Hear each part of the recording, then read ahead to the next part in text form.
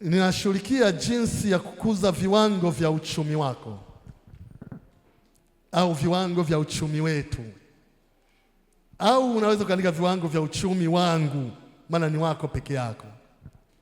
Kwa hiyo ndio kitu ambacho ninakishughulikia, na somo hili limekuwa somo la kipekee sana tukiwa tumeshaenda hatua kadhaa.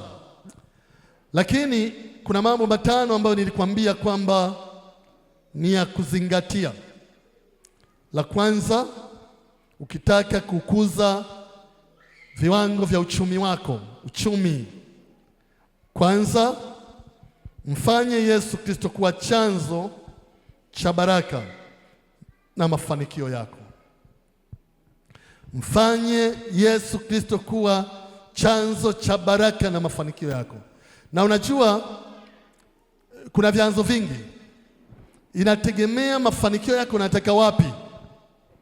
Sasa sisi tunazungumzia mafanikio ya kibiblia. Kwa hiyo Yesu Kristo anakuwa ni chanzo cha mafanikio. Lakini jambo la pili ambalo nilikwambia, wekeza nguvu zako kwenye eneo la fikra na mawazo yako. Mtumishi wa Mungu aliposimama Mwacha amezungumzia lile andiko na tulisoma Mithali 23 kwamba aonavyo mtu nafsini mwake ndivyo alivyo. Unaona nini juu ya maisha yako? Unaona nini juu ya wokovu wako? Unaona nini juu ya familia yako? Unaona nini juu ya biashara zako? Unaona nini juu ya kazi yako? Unaona nini juu ya huduma yako? Nini ambacho unaona? Wekeza nguvu zako kwenye eneo la fikra na mawazo yako. Lakini kuna jambo la tatu, mheshimu Mungu kwa fedha na mali ambazo atakupa. Mheshimu Mungu kwa fedha na mali ambazo atakupa. Jambo la nne, hama kutoka kwenye maisha ya kujisumbukia na uanze kulisumbukia kusudi la Mungu. Hama kutoka kwenye maisha ya kujisumbukia na uanze kulisumbukia kusudi la Mungu. Lakini kuna jambo la tano, hakikisha unajitoa kikamilifu kuwa wakili mwema wa Kristo Yesu. Kuwa wakili mwema wa Kristo Yesu. Sasa jambo la kwanza, kumfanya Yesu Kristo kuwa chanzo cha baraka zako na mafanikio yako, tulishalishughulikia. Lakini pia jambo la pili, kuwekeza nguvu zako kwenye eneo la fikra zako, pia tulishalishughulikia. Lakini leo nataka tushughulikie jambo lingine ambalo ni muhimu sana katika mchana huu wa leo. Mheshimu Bwana kwa mali na fedha ambazo atakupa.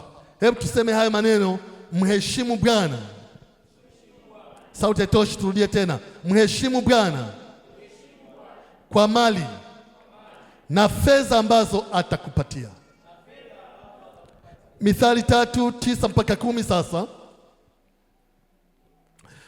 Mithali sura ya 3 tena mstari wa 9 mpaka wa 10.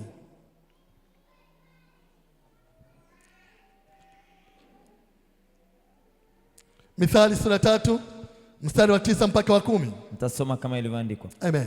Mheshimu Bwana kwa mali yako na kwa malimbuko ya mazao yako yote, ndipo ghala zako zitakapojazwa kwa wingi na mashinikizo yako yatafurika divai mpya. Asante sana. Kwenye mstari wa 9 anasema mheshimu Bwana kwa mali yako na kwa malimbuko ya mazao yako yote.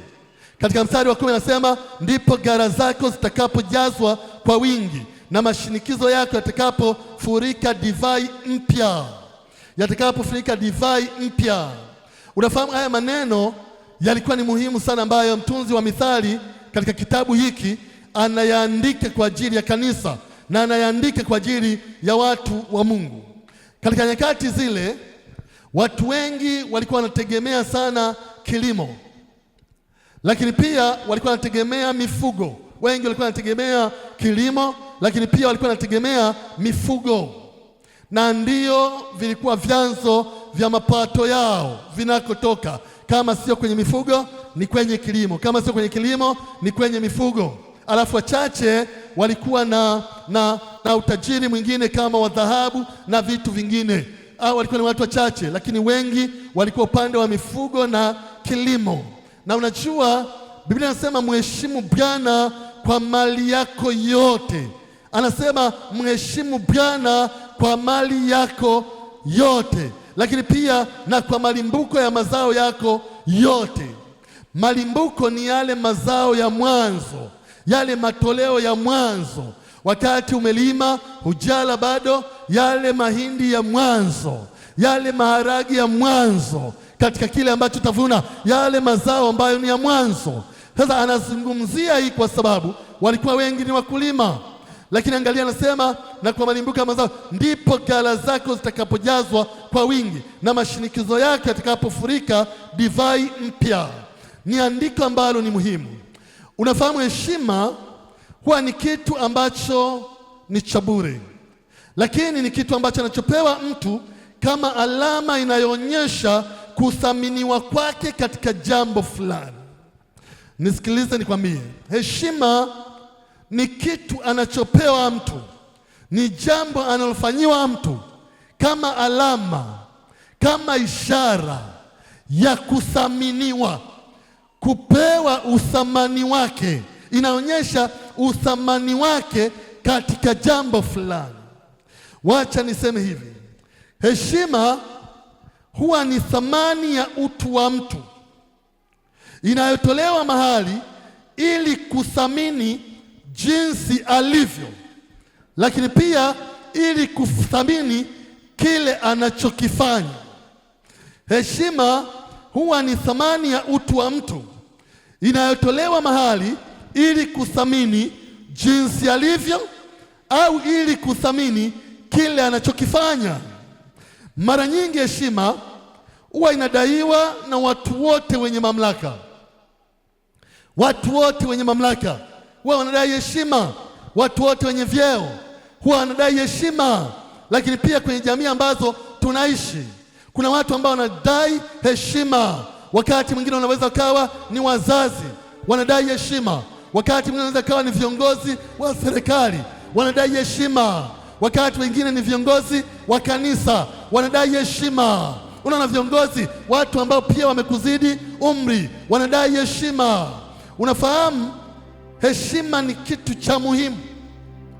Biblia inasema mheshimu Bwana. Ni rahisi kusema kwa maneno na mheshimu Bwana, na mheshimu Bwana, na mheshimu, lakini kwenye matendo. Nimependa lile mzee Musha alilosema hapa muda mfupi uliopita kwamba kuna kusema tu. Amesema kuna kusema, lakini akasema kwamba kuna kutenda. Akasema mimi nitafanya sasa kwa matendo. Bwana asifiwe sana. Sio kusema tu. Unafahamu katika Mathayo 15 mstari wa 8 na wa 9, Biblia inasema watu hao uniheshimu kwa midomo, lakini mioyo yao iko mbali nami. Unaweza ukamheshimu mtu kwa mdomo tu, lakini moyo uko mbali. Waweza ukamheshimu Mungu pia kwa mdomo tu, lakini moyo uko mbali. Na ndivyo kwenye kitabu cha Mathayo anavyosema juu ya Mafarisayo na wale watu wengine nyakati zile. Unaweza kusifu, unaweza kuabudu, unaweza kuomba na kusikiliza neno la Mungu, lakini moyo wako ukawa mbali na Mungu. Unaona, hizo ni shangwe tu, ni sifa tu, lakini moyo ukawa mbali. Mimi nimekuwa nikifanya mikutano na nikizunguka sehemu mbalimbali, na unajua uwanjani pale, tukiwa uwanjani, wakati kwaya zinaimba, praise and worship wanaimba, watu wanarukaruka, bendi zinaimba, wakati mwingine watu wamefurika. Lakini unajua ikifika saa ya neno la Mungu, mahali ambapo ni Mungu anataka kusema na watu, baadhi ya watu unaona watawanyika, baadhi ya watu unaona wanaondoka, mpaka ambiwe tena mwimbaji fulani ataimba tena mwishoni. Baadaye anakuja kuangalia mwishoni kama amekuja. Watu wanaweza kusifu na kuabudu na kuomba, lakini mioyo ikawa mbali tu, kwa sababu ni mambo ya kidini tu. Wakati mwingine naweza nikawaambia simameni, tuseme wote Bwana Yesu, na mkasema Bwana Yesu, tuombe kwa ajili ya hali ya hewa, mkaomba kwa ajili ya hali ya hewa, lakini moyo ukawa uko mbali. Unafanya kama mambo ya kidini tu, kama mambo ya kawaida tu. Unaona, kuna heshima ya ibada ambayo ni ngumu na watu wengi wanashindwa kuitimiza, watu wengi wanashindwa kuifanya. Ni pale wanapotakiwa kumheshimu Bwana kwa mali zao. Haleluya! Nisikilize nikwambie, mtu anaweza akasifu mpaka kigaragara, anaweza akaimba mpaka akachoka. Unaweza kusema kesho tufunge, mkashinda naye mmefunga. Unaweza kusema kesho tunaombea ili mkaomba naye. Unaweza kusema kuna ili mkafanya, lakini huko kote yuko sawa. Mnamsifu Mungu, mnamwabudu Mungu, mnaomba kwa Mungu, mnafanya hivi. Ila ikifikia mahali kwenye mali, kumheshimu mtu katika mali zake na katika fedha zake, yaani umheshimu Mungu kwa sababu ya mali alizokupa, kwa sababu ya nyumba aliyokupa, kwa sababu ya shamba alilokupa, kwa sababu ya mavazi aliyokupa. Umheshimu Mungu kwa sababu ya fedha alizokupa, kwa sababu ya akaunti ambayo umeweza kuweka fedha. Yaani umheshimu Mungu katika mambo ya fedha. Ndipo hapo watu wengi panakuwa na changamoto, na mara nyingi makanisani hata wachungaji wanapata changamoto sana. Wanaweza kazungumza vitu vingine vingi na watu wakapokea sawa sawa, lakini wakizungumzia mambo ya fedha tu, wakizungumzia mambo ya mali tu, tayari watu wanahama na mambo mengine. Bwana asifiwe sana. Mimi nimekuwa nikibarikiwa na huyu mzee Moshi wakati anawabariki watu wa praise na kwaya, wakati anawabariki pia wapiga vyombo, kwa sababu mtu unaweza usifanye hivi, lakini yeye kama sehemu ya kumheshimu Mungu anatoa katika alichonacho kuhakikisha hawa wanatiwa moyo, kuhakikisha hawa wanajengwa, kuhakikisha hawa wanasonga mbele. Mali, ndugu zangu, kwenye mali ni mahali pa ajabu palipojaa mitego. Mara nyingi huwa ni kipimo kizuri cha kujipima kama unayo nidhamu binafsi mbele za Mungu. Ni kipimo binafsi, wala uhitaji mtaalamu wa kukupima. Ni kipimo binafsi kama unayo nidhamu binafsi mbele za Mungu kwa ajili ya kumheshimu yeye. Ngoja nikupe mfano.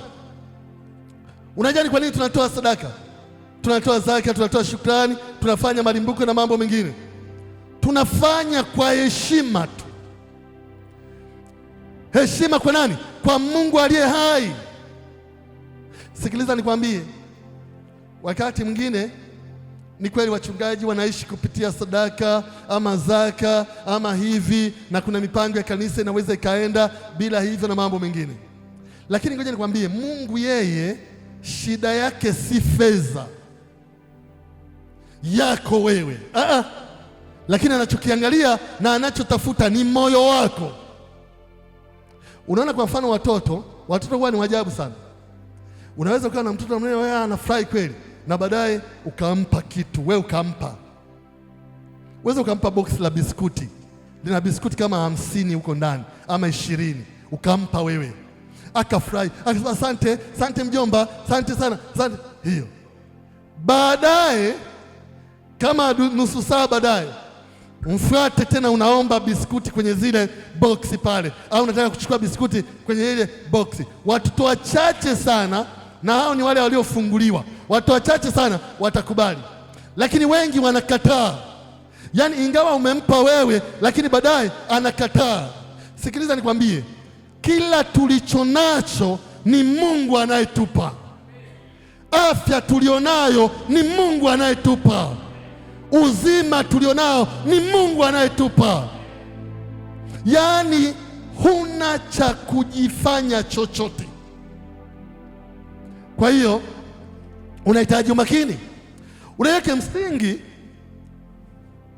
tunapotoa ni tendo la kuonyesha thamani, ni tendo la kumpa mtu thamani anayostahili. Kwa hiyo tunapotoa sadaka kwa Mungu, tunapotoa zaka kwa Mungu, tunapotoa shukrani kwa Mungu, ni tendo la kumpa thamani, kumthamini aliyetupa zile fedha, kumthamini aliyetupa. Angalia kwa mfano Yakobo katika Biblia, anapita pale Luzu akiwa na fimbo tu, anapita akiwa na fimbo, anapata maono, anapata ndoto, anapata, na alipoamka akasema, hapa najua Mungu yupo. Akasema, Mungu, naenda nakoenda, maombi yangu ni kwamba utanibariki, utanilinda, utanipa chakula nile na nguo nivae, na leo nakuahidi kila utakachonipa nitakutolea wewe sehemu ya 10. Sema amen. Kwa nini? Kwa sababu ni sehemu ya kurudisha shukrani. Sasa tulichojifunza juu ya Yakobo alipokwenda kule, angalia kwa mjomba wake Labani yaliyotokea, miujiza, kapata mbuzi wa kutosha, ng'ombe wa kutosha, kondoo, ngamia, punda na mambo mengine. Kaenda peke yake, kapata wake wawili, kapata wajakazi, kapata watoto, kapata, yani alipata kila kitu. Kwa nini? Kwa sababu aliahidi kwamba atamheshimu Bwana kwa mali zake. Bwana asifiwe sana. Unajua Mithali 15 mstari wa 33 inazungumzia kabla ya heshima. Kabla ya heshima kuna kitu kinachotangulia, na ndio maana anaposema mheshimu Bwana, anajua ukifanya hivyo, ukimheshimu Bwana, kuna kitu kitakuwa kimetangulia. Tukisome Mithali 15:33. Mithali 15:33. Kumcha Bwana ni maonyo ya hekima, na kabla ya heshima utangulia unyenyekevu. Kumcha Bwana ni maono ya hekima, ni maonyo ya hekima, na kabla ya heshima hutangulia unyenyekevu. Bwana asifiwe sana. Umeliona hilo andiko? Biblia yako pia nafikiri nasema hivyo. Kabla ya heshima haijatokea, kabla hujamheshimu baba yako, kabla hujamheshimu mama, kabla hujamheshimu mchungaji, kabla hujamheshimu Mungu aliye hai, kinachotangulia ni unyenyekevu. Hiyo hali ya kuona kwamba nitamheshimu huyu baba. Muda mfupi uliopita hapa, mtumishi wa Mungu Mwacha amesema hapa kwamba baba, mimi nitakuheshimu kwa matendo, ninanyenyekea kwenye mafuta haya. Biblia inasema kabla ya heshima hutangulia unyenyekevu. Bwana asifiwe sana. Kuna mahali na kuleta taratibu, nataka ufike kwanza, twende wote polepole. Kabla ya heshima, Biblia inasema hutangulia unyenyekevu. Unafahamu heshima kwa Mungu inaonekana kwenye maeneo 4 tofauti. Heshima kwa Mungu wetu, na usisahau kabla ya heshima hutangulia unyenyekevu. Kuna maeneo 4 ambayo heshima kwa Mungu inaonekana. Kwanza, katika uaminifu kwenye kulitii neno, kuliishi neno, kulitendea neno. Kama wewe unasema unamheshimu Mungu, na kama leo nakwambia unataka kumheshimu Mungu, unaposikia neno, yani liishi hilo neno, litendee kazi hilo neno, liishi hilo neno, yani unyenyekevu unatangulia, halafu heshima kwa Mungu inakuja. Heshima kwa Mungu ni kwenye kulitendea neno la Mungu kazi. Ngoja nikwambie, kuna miujiza tele kwa watu wanaotendea neno la Mungu kazi tele. Bwana asifiwe sana. Yani iko miujiza ya kutosha kwa watu wanaotendea neno la Mungu kazi. Biblia inasema mwe watendaji wala si wasikiaji. Kwa hiyo eneo la kwanza linaloonyesha mtu huyu anamheshimu Mungu ni anapolitendea neno la Mungu kazi. Ukikutana na mtu ambaye analitendea neno la Mungu kazi, yani moja kwa moja fahamu anamheshimu Mungu. Maana kuna maneno ya watu pia, kuna maneno ya wakuu wa ukoo, kuna maneno ya wachawi na waganga, kuna maneno, lakini ukikuta analitendea neno la Mungu kazi. Bwana asifiwe sana. Hili ni eneo la kwanza. Kuna maandiko lakini sitakupa kwa ajili ya muda, lakini yapo, ila kwa wanaoandika unaweza. Luka 6:46 mpaka 47. Luka 6:46 mpaka 47. Kuna eneo la pili katika kumsifu Mungu na kumwabudu yeye. katika kumsifu Mungu na kumwabudu yeye. Ndugu zangu, ukifika wakati wa sifa, achana na mambo ya hovyo hovyo, achana na mambo mengine ya ajabu ajabu. Huo ni wakati wa kipekee sana ambao unatakiwa kumheshimu Mungu wako na kumwambia unastahili sifa, unastahili heshima, unastahili utukufu. Yaani leo niko hapa kwa ajili yako na kusifu wewe na kuabudu. Bwana asifiwe sana. Unajua hata kule kwenye dunia, kabla mtu hajapata vitu kutoka kwa mtu, wakati mwingine wana hekima zao, wanamsifia kwanza. Unajua mzee, wewe katika mji kwa kweli wewe ni mzee wa kipekee sana. Hata kwenye viongozi wote wa mtaa huu waliopita, yani wewe umekuwa mtu wa tofauti sana. Lakini mtu anataka aombe kitu. Yani wakati wa sifa, Mungu wetu anatajwa kwamba anakaa katikati ya sifa za watakatifu. Kwa hiyo wakati wa sifa sio wakati wako wewe wa kuzunguka zunguka na kwenda nje kupiga simu, kufanya hivi, kwenda chooni, ni wakati, yani huo ni wakati wa kipekee. Bwana asifiwe sana. Hivi nilikwambia wakati uliopita, nafikiri nilisema haya. Unapoambiwa Daudi akasifu, akacheza mbele za Bwana kwa nguvu zake zote. Unaona, kwa nguvu zake zote. Haikuwa kitu cha kawaida, haikuwa kitu cha kawaida. Kwa hiyo hili ni eneo la pili ambalo ni muhimu, na kwa wanaoandika Ufunuo 4:11. Ufunuo 4:11 inasema wewe Bwana unastahili heshima na utukufu na ibada zetu unastahili wewe. Lakini kuna eneo la tatu, ni katika uaminifu kwenye utoaji. Eneo mojawapo ambalo linaonyesha mtu anamheshimu Mungu ni eneo la utoaji, na nitakwambia baadaye ni kwa nini. Ni eneo la utoaji, ni eneo ambalo ni muhimu sana. Hii Mithali ambayo tumesoma hapa 3:9 mpaka 10 inasema mheshimu Bwana kwa mali yako yote na kwa malimbuko yako yote. Yaani mali zako ukitaka ziongezeke, mali zako ukitaka zidumu, mali zako ukitaka zisiungue moto, mali zako ukitaka zisipotee, mheshimu Bwana kwa mali zako zote. Mheshimu Bwana kwa mali yako. Lakini kuna jambo la 4. Haya ni maeneo ambayo yanaonyesha mtu anamheshimu Bwana. Kama tutakuwa kwenye hili eneo la kuliamini na kulitii neno la Mungu na kulitendea kazi, hii ni ishara kwamba tunamheshimu Mungu. Lakini la pili, kwenye sifa na ibada. Ni mahali pa kipekee kwenye sifa na ibada. Ndio maana hata hapa tunawapa nafasi, msifu saa zima, mwabudu saa zima, kwa sababu tunajua ni sehemu ya kumpa Mungu wetu utukufu. Bwana asifiwe sana. Sehemu ya kipekee, ni sehemu ya kumheshimu yeye. Ndio maana tunaipa muda wa kutosha. Tunafanya hivyo makusudi ili uhakikishe kwamba unamfikia, unamsifu, unamheshimu yeye. Lakini kuna eneo lingine la utoaji. Sasa hapa ndipo panawapa changamoto na ndio wanajaribu kupashughulikia. Lakini eneo la 4, bidii katika kumtumikia Mungu. Mungu ameahidi kuwaheshimu wale watu ambao wanamtumikia, Yohana 12:26.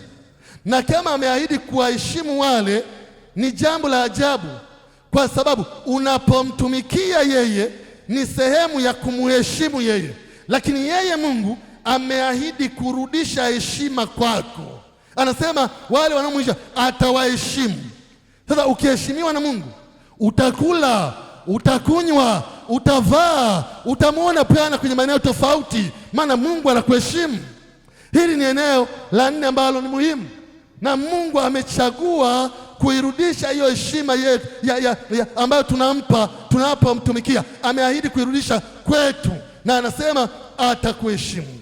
Sasa kwa nini kumheshimu Mungu ni kitu ambacho cha muhimu kwa fedha na mali zetu? Kwa nini? Kwanza ni kwa sababu fedha na dhahabu ni mali yake. Andika Hagai 2:8. Na Elisha unaweza ukasomea hiyo. Hii tusome. Kwa nini? Ni mahali muhimu sana. Kwa nini? Mungu anataka kuheshimiwa. Kwa nini?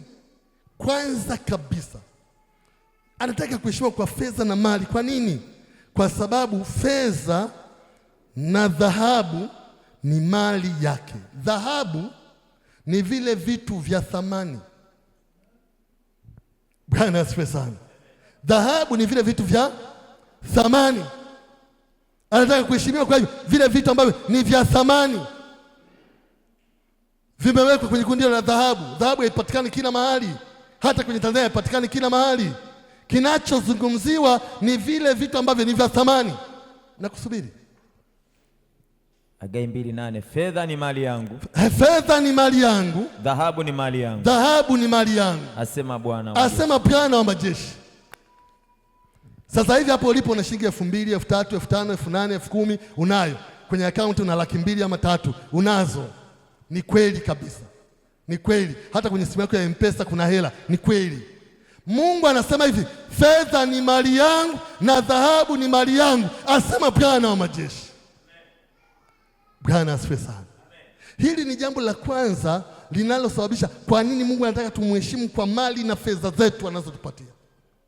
Jambo la pili ni kwa sababu nchi na vyote vijazavyo ni mali yake. Zaburi 24:1. Zaburi 24 mstari wa kwanza. Nchi na vyote vijazavyo ni mali ya Bwana. Nchi na vyote vijazavyo ni mali ya Bwana.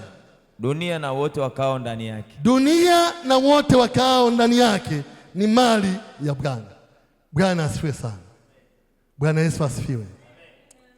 Anasema nchi na vyote vijazavyo. Nchi hii na vyote vijazavyo. Nchi imejazwa na nini? Nchi imejazwa na miti. Nchi imejazwa na bahari. Nchi imejazwa na magari. Nchi imejazwa na majumba. Nchi imejazwa na mashamba. Nchi imejazwa na nini? Anasema hivi kwamba nchi na vyote vijazavyo ni mali ya Bwana. Hivi tunakwenda pamoja kweli? Tunakwenda pamoja? Wewe unapiga hiyo picha, nchi na vyote. Yaani hata hili kanisa tulipo hapa ni mali ya Bwana. Hata hizi dance ni mali ya Bwana. Hata hizi keyboard ni mali ya Bwana. Hata hayo magari hapo nje ni mali ya Bwana. Lakini angalia kile ambacho anasema. Anasema hivi, dunia na wote wakao ndani yake. Dunia ni mali ya Bwana na wote wakao ndani yake. Yaani wewe hapo ni mali ya Bwana pia. Bwana asifiwe sana. Wewe ni mali ya Bwana. Wewe pia ni mali ya Bwana. Na yule pale ni mali ya Bwana. Hata yule pale ni mali ya Bwana. Ni ajabu kwamba Mungu kwenye mali zake kawafanya wanadamu pia sehemu ya mali ya vitu vyake. Kwa hiyo kinachoacha tunataka kumheshimu Mungu kwa mali na fedha zetu. Kwanza, kwa sababu fedha na dhahabu ni mali yake. Lakini pili, kwa sababu nchi na vyote vijazavyo ni mali ya Bwana. Hebu nikupe mifano miwili ya kichoyo kidogo. Ya kichoyo, alafu uone jinsi ilivyo. Kwenye mfano wa kwanza, baba mmoja alikutana na Yesu Kristo. Na unajua alikuwa ni tajiri. Alikuwa na fedha. Alikuwa na kila kitu. Na alipokutana na Yesu Kristo, wakaongea mawili matatu, akamuuliza Yesu, mwalimu mwema, nifanye nini niweze kurithi uzima wa milele? Na Yesu akasema, je, walizijua amri? Akasema, ndio nazijua zile, usiue, usiibe, usizini, useme uongo, zile nazijua, zile nimezishika toka utotoni. Maana sisi tulifundishwa mambo ya dini toka utotoni. Na Yesu akasema, okay, yuko vizuri. Akasema, sasa kauze ulivyo navyo uwape masikini, alafu njoo nifuate. Biblia inasema alipoondoka, akaondoka kwa huzuni nyingi, akaachana na hayo mambo ya uzima wa milele, akaachana na hayo mambo ya wokovu, akaondoka kwa sababu alikuwa na mali nyingi. Bwana asifiwe sana. Huu ni mfano wa kichoyo ambaye anafikiri mali ni zake. Ngoja nikwambie mtu mwingine. Mtu mmoja kafanya kazi kwa bidii. Unajua kakusanya kwenye magala, kaweka vitu kwenye magala, vitu vimejaa, dhahabu zimejaa, fedha zimejaa, makaunti yamejaa, yani vyakula vimejaa, vinywaji vimejaa, kila kitu. Akasema, sasa nafsi yangu, hebu kaa ule na kunywa na kufurahi ulivyojipatia. Na unajua wakamwambia, mpumbavu wewe, usiku wa leo wanaitaka roho yako. Bwana asifiwe sana. Mungu ni wa ajabu. Mimi angalia, jaribu kufikiri kwamba Isaya anasema mbingu ni kiti chake cha enzi, mahali ambapo yeye anakaa. Angalia, mbingu ni kiti chake cha enzi, dunia ndipo anapoweka miguu. Kwa hiyo wewe na mimi tuko hapa alipoweka miguu. Hapa tunapocheza, tunapozini, tunapotembea na wake za watu, tunapookoka, tunapofanya ujinga, ni hapa kwenye miguu. Ndio maana akifanya hivi haja ukanyaga, yaani ule mtikisiko tu ukisikia hivi, break ni ICU. Haja ukanyaga, akanyaga yani hebu fikiria, hapa miguuni ndio, yani hapa miguuni ndio tulipo, dunia ni hapa miguuni ndio tulipo. Bwana asifiwe sana. Nataka mpaka uone kwamba kumbe ulivyo navyo, yani unaweza, na maisha ni ya ajabu. Waweza ukataabika sana, ukakusanya kila kitu mali, ukaacha kula, wakati mwingine ukaacha kulipa na zaka, ukagombana na wachungaji kwenye michango, ukagombana, yani unajiwekea. Halafu unajua wakati umeweka vya kutosha, ndipo unaondoka, unawaachia sijui ni watoto, sijui ni wajukuu au wajomba, wanazigombea. Wakizigombea wanagawana. Halafu kwa sababu unajua hawakuzitafuta, hawajui chungu wake, hawajui umezipataje, hawajui shida uliopitia, hawajui, wanazipiga mateke ndani ya miezi mitatu zote kuishi. Bwana asifiwe sana. Sasa si bora ungewekeza kwenye ufalme? Si bora ungewekeza kwa Mungu aliye hai? Biblia inasema mahali ambapo hazina yako ilipo ndipo na moyo wako utakapo kuwepo. Kama mnataka mioyo yenu iwe upande wa Bwana, wekeni hazina kwenye ufalme, wekeni hazina katika mambo ya Mungu, wekeni hazina kwa Mungu aliye hai. Wekeza fedha zako kwenye ufalme, hata utakapoondoka watu waseme hakika liko pengo. Yule mchungaji alikuwa anakaa hapa, liko pengo. Yule mama alikuwa anakaa hapa, liko pengo. Wekeza kwenye ufalme. Fedha ni mali yake na dhahabu pia. Nchi ni mali yake na wote wanaokaa. Bwana asifiwe sana. Hiyo ni mifano nimetaka kukupa tu iweze kusaidia kidogo upate picha zaidi. Na sasa Mungu anataka tumheshimu kwa fedha na mali ambazo anatupa. Sasa anatupaje? Kwani wewe ameshakupa? Kama unazo basi ni sawa, ameshakupa. Anatupaje sasa? Maana inabidi atupe kwanza, alafu tumheshimu kwa hizo. Kumbukumbu la Torati 28. Anatupaje? Tende pale. Kumbukumbu la Torati 28 mstari wa 8. Halafu tutaruka kwa ajili tu ya muda, tusome mstari wa 12. Anatupaje? Kumbukumbu la Torati 28 mstari wa 8. Angalia hapa, alikuwa anaongea na wana wa Israeli, anaongea na kanisa lake ambalo amelivusha sasa, linakwenda katika nchi ya ugeni, linakwenda katika maeneo mengine. Anasema nao, wakati uliopita kwenye kumfanya Bwana kuwa chanzo, nilikwambia kwamba Biblia inasema utamkumbuka Bwana Mungu wako, maana ndiye akupae nguvu za kupata utajiri. Sasa hapa kuna kitu ambacho kinaongewa kingine. Kumbukumbu 28 mstari wa 8. Bwana ataiamuru baraka ije juu yako katika ghala zako. Bwana ataiamuru baraka ije juu yako katika ghala zako, na mambo yote atakayoyatia mkono wako, na mambo yote utakayotia mkono wako, naye atakubarikia katika nchi akupayo Bwana, naye atakubarikia katika nchi akupayo Bwana Mungu wako. Mungu wako. Bwana asifiwe sana. Ngoja kwanza hapa kwanza huu mstari wa 8 uko hivi, tusome taratibu kwa sababu nimewaambia tumeweka msingi katika mafundisho kwa makusudi zaidi. Bwana ataiamuru baraka ije juu yako katika ghala zako. Ghala ni sehemu walizokuwa wanahifadhi vitu. Walikuwa wanahifadhi vitu. Kama ni leo, ghala zingekuwa zile store ambazo tunahifadhi vitu. Ghala ingekuwa labda zile akaunti za benki ambazo tunaweka. Ghala ingekuwa labda kule ambako unahifadhi wewe fedha ama chochote kile. Sasa Bwana ataiamuru baraka ije. Kwa hiyo jambo la kwanza ambalo nalo, kuna amri imetolewa, ataiamuru yeye Bwana ije kwenye ghala. Ije wapi? Kule ambapo ndiko unakohifadhi vitu, ije kule kwanza. Lakini angalia kwenye mstari wa 8 tena anasema, na mambo yote utakayotia mkono wako. Anasema na mambo yote utakayotia mkono wako, naye atakubariki katika nchi akupayo Bwana Mungu wako. Na mambo yote utakayotia mikono yako, mambo yote utakayotia mkono wako. Nisikilizeni, ngoja tuende mstari mwingine hapa niunganishe, ili nikwambie kitu ambacho kitakusaidia sana sana. Mstari wa 12, mstari wa 12,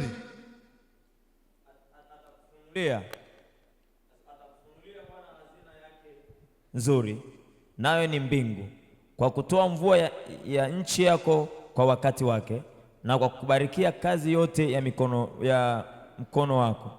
Nawe utakopesha mataifa mengi, wala hutakopa wewe. Asante Bwana, asifiwe sana. Angalia mstari wa 12, atakufunulia Bwana hazina yake nzuri, nayo ni mbingu, kwa kutoa mvua ya nchi yako kwa wakati wake. Ndiyo, atakufunulia hazina yake. Hazina ni kama imefunikwa, hazina ni kama imefichwa, hazina ni kama haionekani. Inasema Bwana atakufunulia hazina yake, ataifungua hazina yake, na anasema hiyo hazina yake nayo ni mbingu, kwa kunyesha mvua yake kwa wakati, kwa kunyesha mvua yake kwa wakati. Angalia hili andiko tena, mstari wa 12, atakufunulia Bwana hazina yake nzuri, nayo ni mbingu, kwa kutoa mvua ya nchi yako kwa wakati wake. Hebu tuseme kwa wakati wake. Sema tena, kwa wakati wake. Maana yake ni kwamba ukitaka kusoma, wakati watafungua njia. Ukitaka kulipa ada, wakati watafungua njia. Ukitaka kupata mchumba, wakati ndio atafungua njia. Yaani atatoa kwa wakati. Pokea muujiza wako kwa wakati. Pokea muujiza wako kwa wakati. Pokea muujiza wako. Pokea vilivyo vyako kwa wakati wake. Maana yake wakati hautakupita, wakati hautakutabisha. Lakini sio hilo tu, kama tulivyotoka pale juu mwanzoni. Angalia kwenye mstari tena wa 12 pale pale, anasema kwa kutoa na kwa kubarikia kazi yote ya mkono wako. Kwa kubarikia, angalia hapo, anasema nawe utakopesha mataifa mengi, wala hutakopa wewe. Na hiyo labda amezungumza kwa wana wa Israeli, lakini leo wengi tuna mikopo. Lakini angalia hapa, anasema kwenye mstari wa 12, hicho kipengele cha C pale, kwa kubarikia kazi yote ya mkono wako. Ndugu zangu, kuna watu wengi bado tumekwama na tunataka uchumi wetu uinuke, lakini Mungu wetu anabariki kazi za mikono yetu. Nisikilize hapa, ni mahali muhimu sana ambapo patakusaidia sana.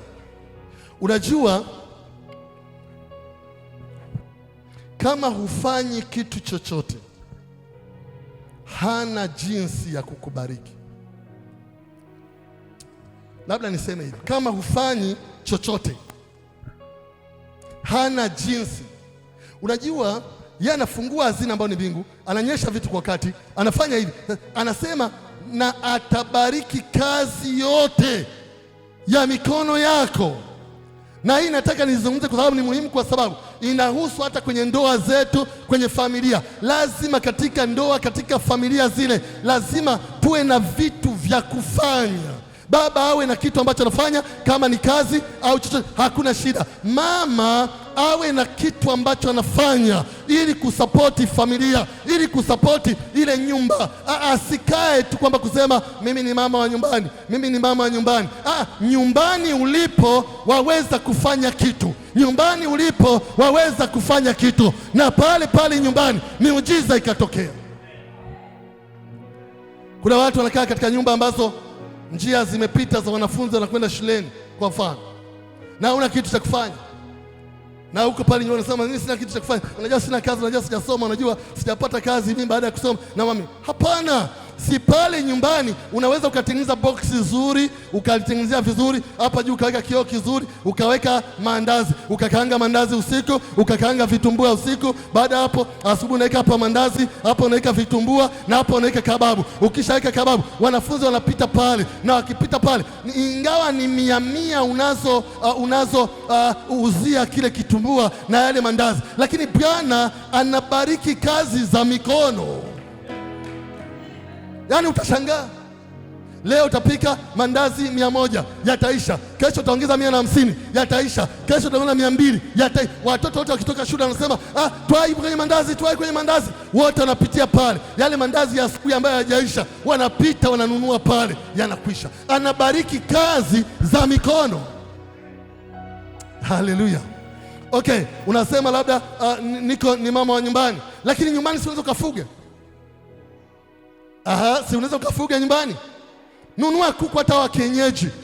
Maana wale wa kisasa labda unafikiri madawa watakusumbua, vyakula watakusumbua. Nunua kuku hao wa kienyeji. Nunua kuku wako 5, weka pale nyumbani. Baada ya mwezi mmoja wanataga mayai. Wale 5 wakitaga mayai 10 ni mayai 50. Wakishatoa mayai 50 wanatoa vifaranga. Labda sio vifaranga 50 kwa sababu mlikula mawili na mume wako katikati ya safari, na pia kuna moja au mawili yameharibika, vitatoka vifaranga 40. Bwana asifiwe sana. Vikitoka vifaranga 40 baada ya mwezi mmoja, 2, 3, vifungie mahali maalum, mwewe wasichukue, viweke hata kwenye kichumba fulani, mwewe wasichukue, vinakuwa vinachangamka. Vikifikia miezi 3 viko sawa ama 4, mnyang'anye mama yao, waachilie, watafute tena mayai mengine, watage tena. Yaani tayari umeanza mradi wa kuku. Na kuku wa kienyeji ni rahisi sana, unawafungulia tu wanaingia ndani, kesho unawafungulia wanatoka nje, wanatafuta vyakula wenyewe. Sema amen. Mungu anabariki vyanzo vya mikono. Unafanya nini kwa mikono yako? Ni kitu ambacho ni cha muhimu. Waweza kufuga pale, waweza kupika mandazi pale, waweza kufanya kitu fulani, au lima mboga mboga. Lima mboga mboga pale pale. Ni kweli sio robo eka, ni hatua 15 kwa 15. Lima mboga mboga kwenye hatua 15 kwa 15 pale. Alafu kisha lima mboga mboga pale, zistawishe vizuri, ziwekee vizuri, wekea maji, zikuwe vizuri. Baada ya muda watu wanakuja wanasema tunakwenda kununua mboga kwa mlokole.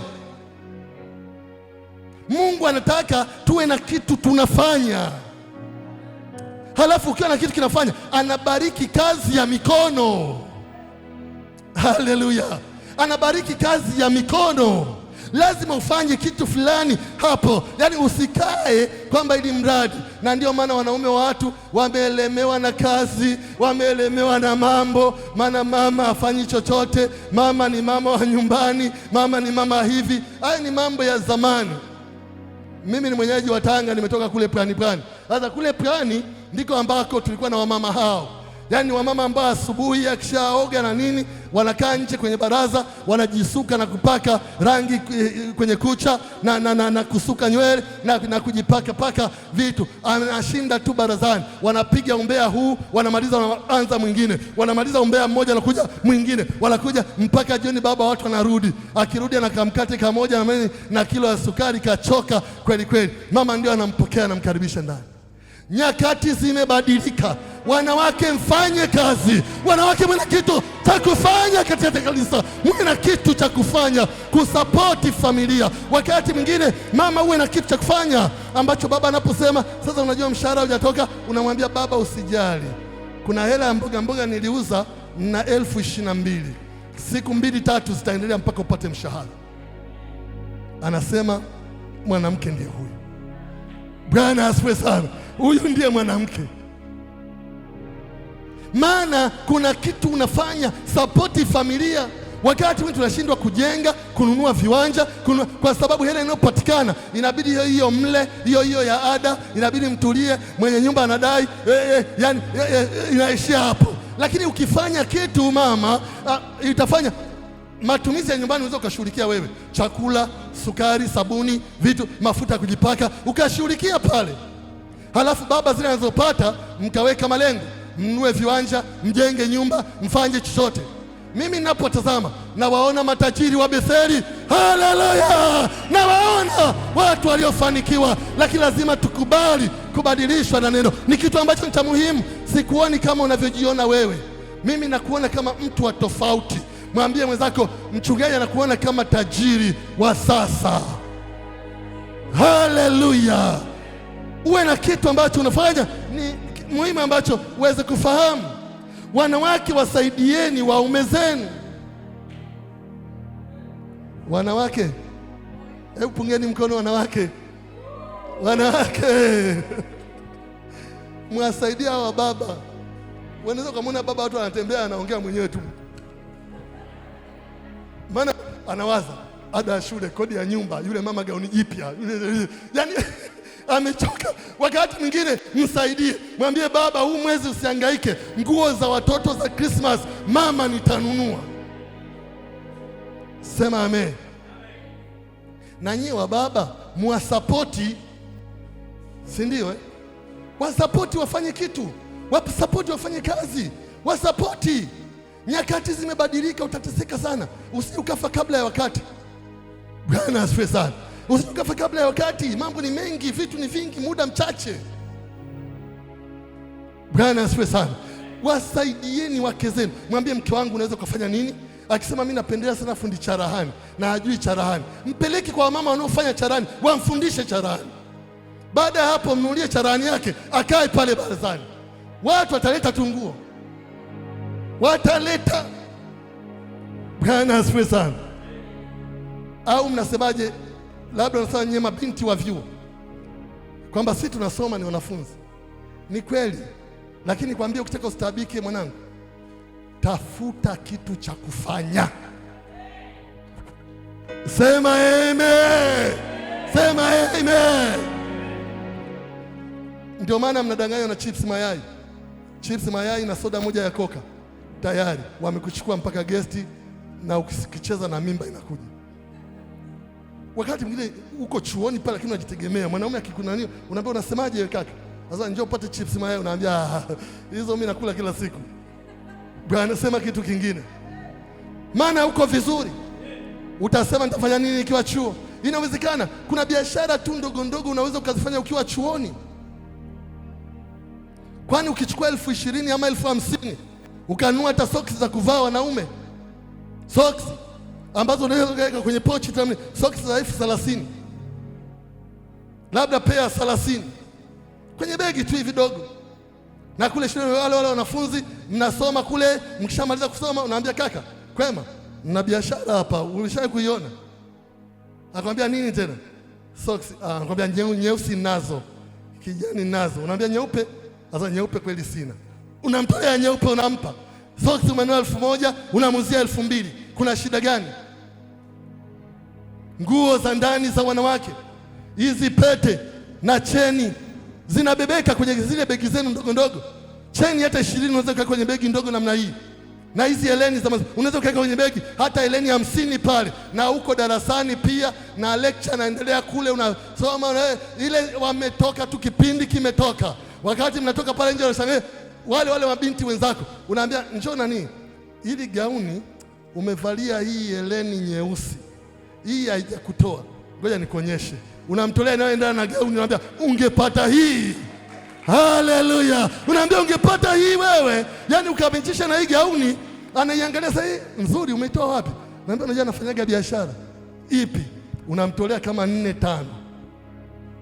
simple tu zinazo 3,000, 4,000, ndogo ndogo tu za 5,500. Usichukue za gari sana, ndogo ndogo. Umenunua 2,000 unauza 3,500 au 4,000.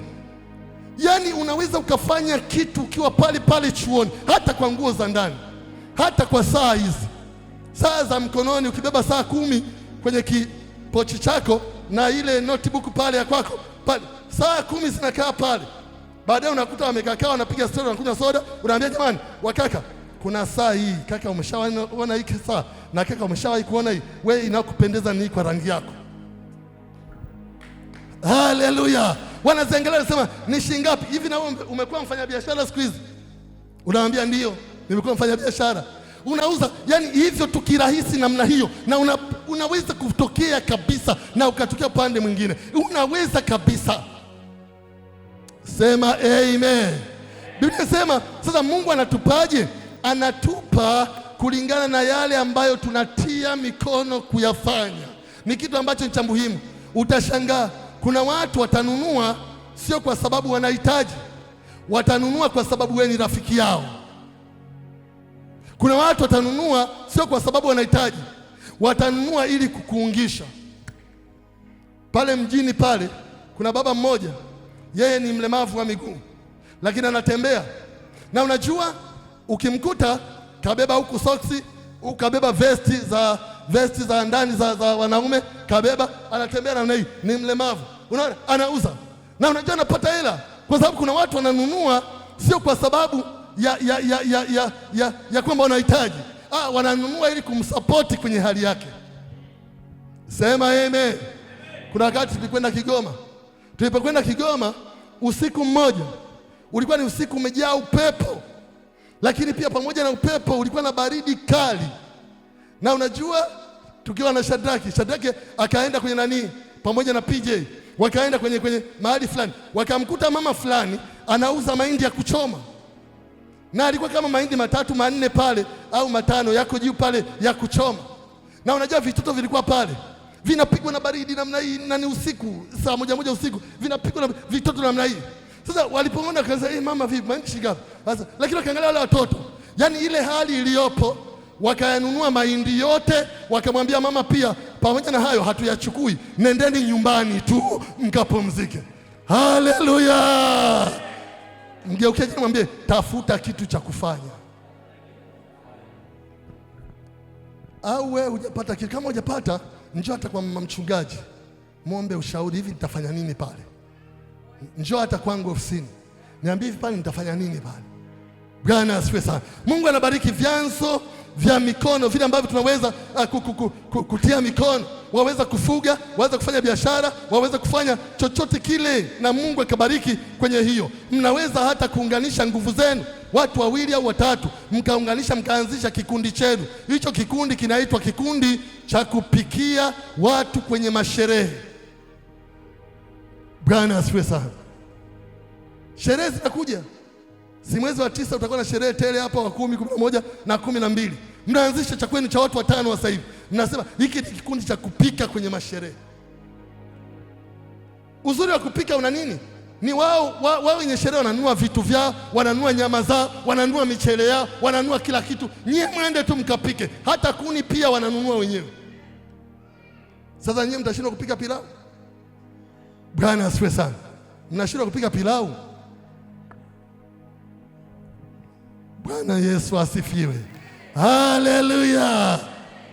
Okay, sawa, kwa ajili ya muda itabidi tuache pale, lakini niseme hivi, Mungu ameahidi kutoa kibali katika kazi za mikono yetu, lakini Mungu pia anaongeza katika juhudi ambayo tunaifanya na tunaionyesha, na maandiko yapo. Nimewaona watu ambao wanaanza hiki leo, kesho wanaacha, wanaanza hiki leo, kesho wanaacha, wanaanza hiki leo, kesho wanaacha. Na wakati mwingine unajiuliza ni kwa nini wanaanza na kuacha. Sababu ni kwamba watu wengi hawafanyi hesabu kabla ya kuanza, kama wanaweza kwenda na lile jambo au hawafanyi hesabu.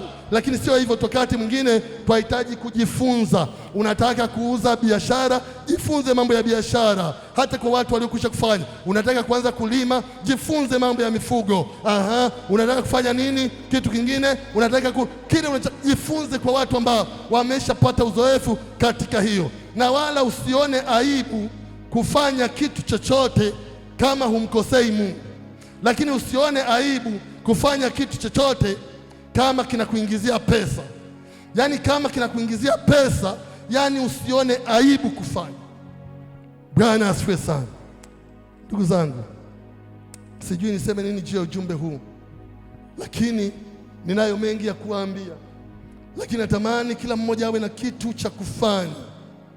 Mtume Paulo, kuna maandiko ambayo alisema asiyefanya kazi hata kula asile. Tunahitaji kuinua uchumi wetu. Tutauinuaje ikiwa tufanye kazi? Tutauinuaje ikiwa tunalala tu? Tutauinuaje ikiwa tusaidiani katika familia? Tunahitaji kuinua uchumi wetu. Tutauinuaje ikiwa hatuna kitu chochote ambacho tunafanya? Waweza kutafuta kitu cha kufanya. Utalindaje binti heshima ya wazazi wako?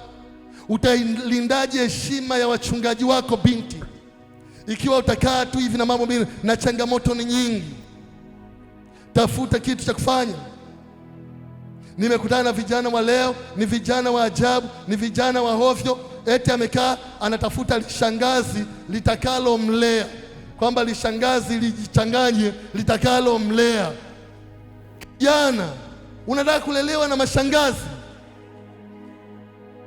Haleluya! Kijana mzima mwenye nguvu tu anatafuta lishangazi litakayo kulea. Hiyo ni maisha gani? Unapeleka maisha yako wapi? Hapana, lazima tukatae hizo hali. Lazima tutafute kitu cha kufanya. Mungu wetu anawabariki watu kutokana na kile wanachokifanya. Haleluya! Unaweza Mungu kuinua uchumi wako. Tafuta kitu, hata kibariki. Utashangaa mmelima wote eka moja na wale wengine eka moja. Wale wanavuna gunia 10, wao wanavuna 18. Kwa nini? Kwa sababu Mungu anabariki kile ambacho unakifanya. Kazi ya mikono ni kitu ambacho ni cha muhimu. Bwana asifiwe sana. Hebu kwa ajili ya muda tusimame.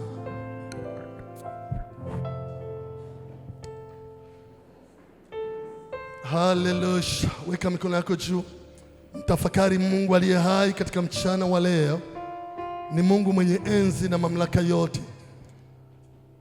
Inawezekana, ni kweli, nafahamu mazingira ambayo uko, labda ni chuoni ama chote, lakini unaweza kutafuta kitu kidogo cha kufanya ukafanya pale. Na nataka nikwambie vitu vinalipa, na Mungu akiwa upande wako anaweza kutenda.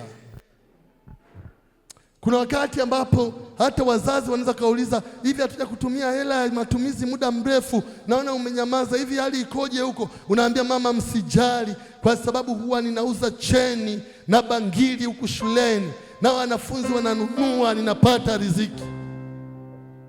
Inawezekana.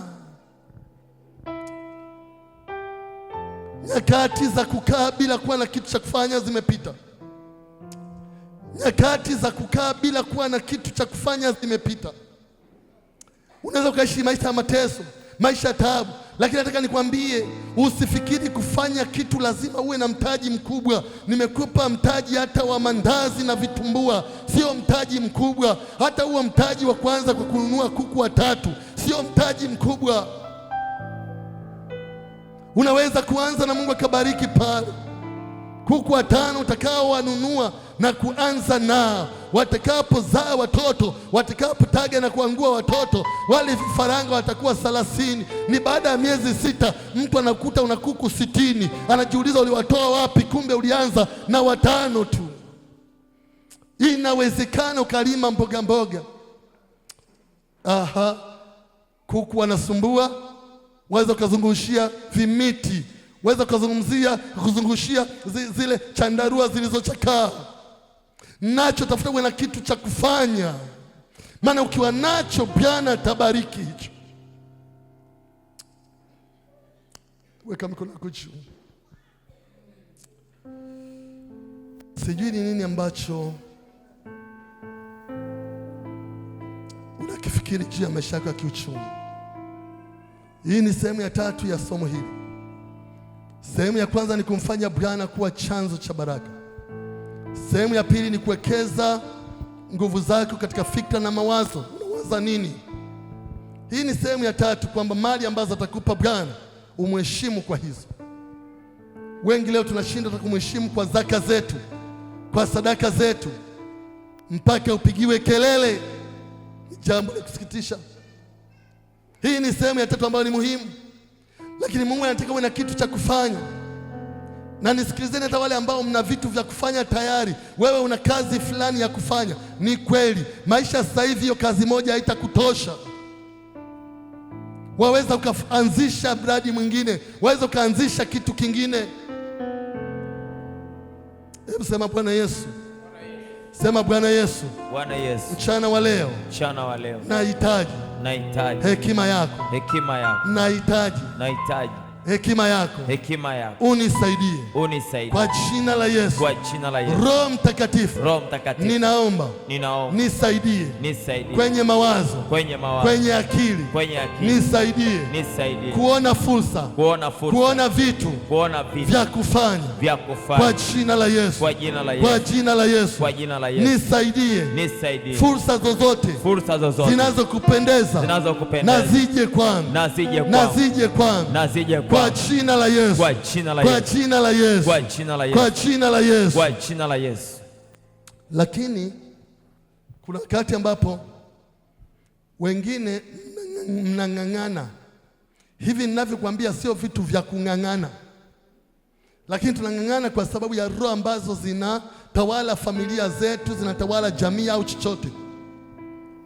Unataka kuinuka, lakini nashindikana. Ukipata fedha ndipo wagonjwa wanatokea, ukipata fedha ndipo matatizo yanatokea, ukipata fedha ndipo. Hiyo hali tunaweza kuikataa mchana wa leo, na kwa pamoja tukashinda na zaidi ya kushinda. Hebu sema Bwana Yesu. Mchana wa leo ninakataa kila roho inayonizuia kwenye mafanikio yangu kwa jina la Yesu. Kila roho inayoinuka ninapopata upenyo, hiyo roho ninaikataa kwa jina la Yesu. Roho yoyote iletayo hasara, roho yoyote iletayo magonjwa, roho yoyote iletayo bahati mbaya, hiyo roho ninaikataa kwa jina la Yesu. Zile roho za kurisi zilizo mbaya, roho hizo ninazikataa kwa jina la Yesu. Ninaharibu kila roho inayofuatilia maisha yangu, inayofuatilia kazi yangu, inayofuatilia uchumi wangu, inayofuatilia fedha zangu, inayofuatilia mali zangu. Hiyo roho ninaikataa kwa jina la Yesu. Kwa jina la Yesu. Hebu kataa kila roho sasa. Kataa kila roho. Katika jina tunakataa, endelea kukataa. Kataa roho zote zinazokufuatilia katika ulimwengu wa roho, zinazofuatilia uchumi wako. Kataa katika jina la Yesu. Na kataa kila roho zote zinazotufuatilia katika ulimwengu wa roho kwa jina la Yesu Kristo wa Nazareti. Na kataa roho zote za umaskini, roho za ufukara, roho za kurisi kwa jina la Yesu. Na kataa kila roho inatufuatilia kwa siri, na iharibu sasa kwa jina la Yesu Kristo. Na iharibu sasa kwa jina la Yesu. Na iharibu sasa katika jina la Yesu Kristo. Kila roho inatufuatilia kwa siri, na ipiga kwa jina la Yesu. Na ipiga kwa jina la Yesu. Na ipiga hiyo roho, na ipiga kwa jina la Yesu. Haitatufuatilia. Na kataa, naweka mpaka wa damu ya Yesu. Naweka mpaka wa damu ya Yesu Kristo katika ulimwengu wa roho. Na kataa kila roho fatilizi kwa jina la Yesu. Kataa roho fatilizi zinazokufuatilia katika jina la Yesu Kristo wa Nazareti. Yes, tunakataa kwa jina la Yesu Kristo kila roho zinazofuatilia watoto wetu, zinazofuatilia ndoa zetu, zinazofuatilia uchumi wetu, tunazikataa kwa jina la Yesu Kristo wa Nazareti. Hallelujah. Amen. Amen. Hebu mpigie Bwana Yesu makofi mengi. Makofi kwa Yesu, makofi kwa Yesu. Amen. Amen. Mungu akubariki sana. Mungu akubariki mno. Tumebarikiwa mno. Bwana Yesu asifiwe sana.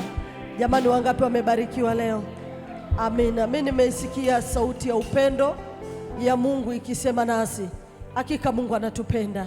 Bwana Yesu asifiwe sana. Mungu anatupenda mno, ndio maana anasema nasi kwa maneno yaliyojaa upendo, ili tunyanyuke tufanye kitu, kwa maana ni wakati wa kubarikiwa. Geukia jirani yako, mwambie huu ndio wakati wa kubarikiwa. Amina. Mungu akubariki sana. Wakati tumefika mwisho kabisa wa ibada yetu, na nitaomba nimkaribishe mtumishi wa Mungu, atakwenda kuiahirisha ibada hii kwa maombi na kukuombea baraka za Mungu. Hebu karibu mtumishi wa Mungu, piga makofi kwa Yesu wakati anapokuja ili apate kukuombea. Amen. Asante sana. Naomba kila mtu umshukuru Mungu kwa kinywa chako.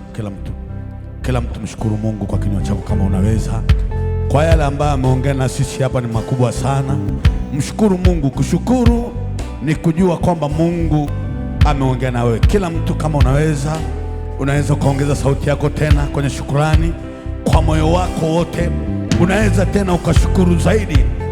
Ninakushukuru Mungu, asante kwa neema, asante kwa uwezo, asante kwa makusudi yako, asante pia kwa ajili ya mafuta uliyoyamimina katikati yetu. Asante kwa ajili ya sauti yako uliyoiachilia katikati yetu, e Bwana, maana umesema tutaposikia sauti yako kwa bidii na kuyatunza maagizo unayetupa, tutafanikiwa mjini, tutafanikiwa na mashambani. Nasi tumesikia yale umesema na sisi, e Mungu li hai. Neema yako iende nasi, uende nasi, e Mungu, tukayafanyie kazi yale uliyosema na sisi, e Mungu. Asante Mungu li hai, na kushukuru kwa ajili ya kila jambo lilofanyika kutoka asubuhi mpaka saa hii, lakini pia umemtumia baba yetu kwa ajili yetu, e Bwana. Umesema na sisi Mungu, nasi tuko tayari kwa ajili ya kutenda yale uliyosema na sisi. Mungu nakushukuru sana kwa ajili ya siku ya leo. Asante kwa ajili ya sifa, asante kwa ajili ya ibada, asante kwa ajili ya matendo makuu, asante kwa ajili ya kila kusudio. Tunapotoka hapa Mungu, uenda na sisi ukatubariki. Tutapokwenda kurudi tena hapa wakati mwingine, tuje na shuhuda katika jina la Yesu Kristo. Amen. Hebu piga makofi kwa Yesu. Pigie Bwana makofi ya shukrani, makofi ya sifa. Tumwinue Mungu kwa sababu yeye ni mwema. Haleluya. Geukia jirani yako, mwambie Mungu akubariki na ukawe na juma jema. Mwambie na yule mwingine, Mungu akubariki ukawe na wiki nzuri, wiki yenye mafanikio, wiki yenye baraka ya kumwona Bwana katika mambo yote. Amina. Na twende kwa amani ya Bwana.